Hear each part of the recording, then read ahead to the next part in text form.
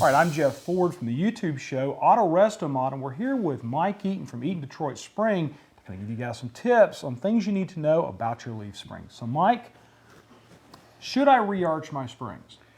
9 times out of 10 or 99 times out of 100, springs aren't worth rearching.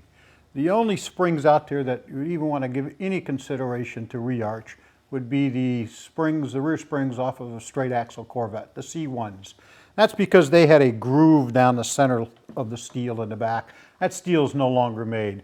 So if that car is a high point restoration car, high point show car, it's worth rearching. Now you guys handle rearching as well, am I correct? In other Oh words, yes. If the guy wants to have his original Corvette springs redone, you guys can actually handle it. Yes, there's only one correct way to rearch a spring, and that is you have to anneal the steel, reheat it so the heat treatment's taken right out of it, reform it, reshape it to the OE specs, and then reheat treat it. So I can only assume after what you just said that it's probably really financially, normally not advisable to do that. That's why we recommend don't bother rearching your old spring. Right, it's much very more good. expensive to rearch a spring than it is to just buy a new one.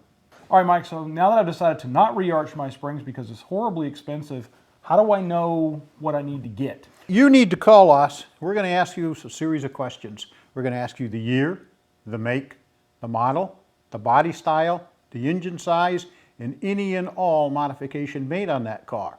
And we're going to go to our specs, which we have someplace close to 200,000 different applications. And we're going to find the right spring that goes on that car, and we're going to make you that spring.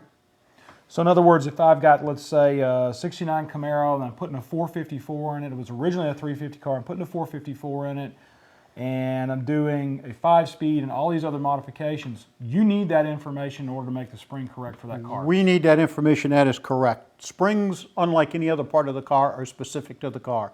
It's not a headlight, it's not a windshield wiper, it's not a doorknob. Spring support weight, springs control, the power of the engine. We need to know that information to get you the right spring.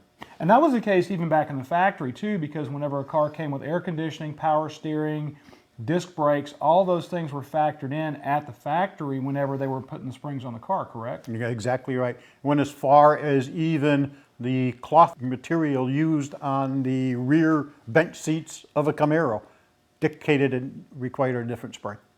Wow. So, you know, I would have never thought that. I wouldn't have thought that it would have made that much difference. So the guy really needs to kind of be sure about what he's doing when he orders the spring, because if he decides to change in midstream and do something different, say, with the rear axle on the car, maybe going with a heavier rear axle, that's actually going to change what will happen with the rear springs or even the front springs on the car. Or the front springs. The car currently has a 302 small block in it, and someday I'm going to put a 427 in it, or I'm thinking about it. We need to know that because you got a couple of 100 different pound difference in weight.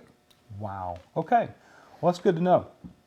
All right, so I'm going to be putting a super duper over the top engine in the car. Do you guys need to know that information as well? In other words, if I'm going super high performance. You're going super high performance, we need to know that because we're starting with the OEM blueprint, the OEM design, and that OEM blueprint is not designed to handle a super duper 500 horsepower car.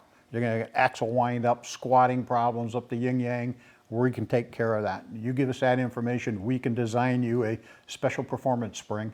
If it's not in our list of special performance springs we have designed already, we can custom design a spring and make it for you. So in other words, that's the case. In other words, I'm going out and I'm doing all these custom things to the car. Once again, in that application, you still need to know all the information about what the guy's doing. But if there's nothing in your catalog, because you guys are the end manufacturer, you go from soup to nuts on it. You have the steel come in one end, the spring come out the other. The guy wants to be able to custom design a spring for his car. You guys can handle that as well. That is correct. Awesome.